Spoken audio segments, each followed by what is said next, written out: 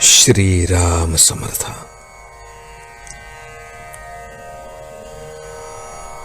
प्रपंचातली आसक्ती कमी कशी होईल?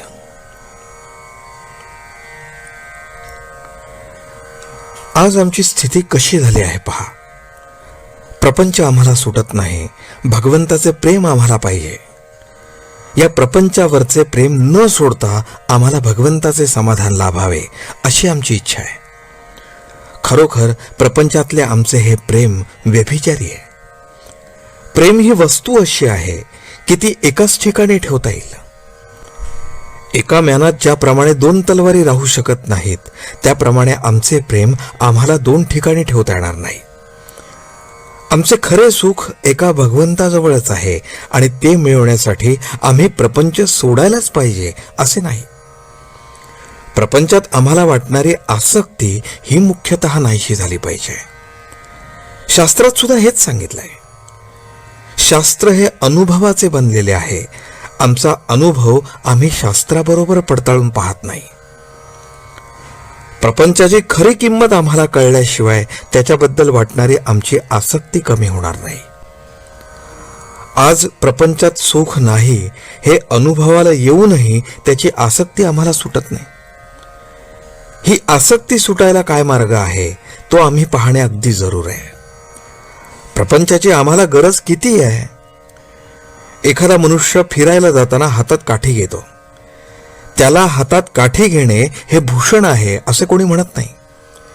त्याप्रमाणे भगवंताकडे जायला प्रपंचाची आम्हाला आधारापुरतीच गरज आहे.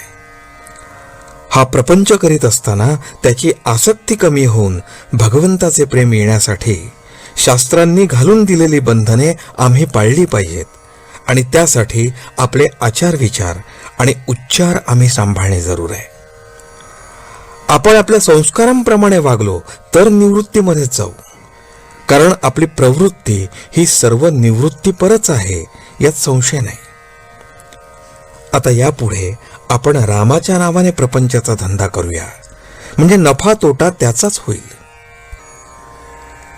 प्रपंचात सदाचाराने वागावे. सदाचार हा मूळ पाय आहे. नीती धर्माचे आचरण असावे. नीती धर्माची बंधने हे आमचे विकार आवरण्यासाठीच आहेत. विचाराने अत्यंत पवित्र असावे. कोणाचा द्वेष मत्सर करू नये आणि दुसऱ्याचे अहित चिंतू नये. उच्चार तर फार सांभाळले पाहिजेत. नेहमी सर्वांशी गोड बोलावे. ज्या जिभेने आपण भगवंताचे नाम घेतो त्या जिभेने दुसऱ्याचे अंतःकरण कधीही न दुखावेल याची खबरदारी घ्या. अंतःकरण दुखवीत असताना त्याच्या ठिकाणी वास करीत असलेल्या भगवंतालाच आपण दुखवीत असतो हे ध्यानात धरा. आजचे बोधवचन. प्रपंचातले आपले मन काढून भगवंताकडे लावावे. तसे करण्यात समाधान आहे.